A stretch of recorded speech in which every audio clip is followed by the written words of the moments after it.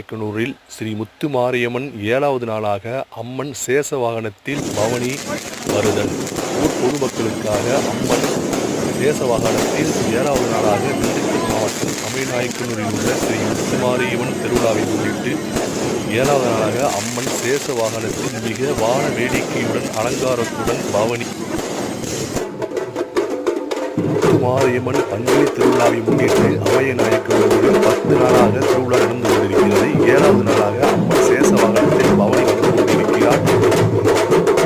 நகர் முழுவதும் அம்மன் சேஷ வாகனத்தில் பவனி வந்து கொண்டிருக்கிறார். 7வது நாள் திருவிழாக முத்துமாரியம்மன் கோவிலில் வான வேடிக்கையுடன் அம்மன்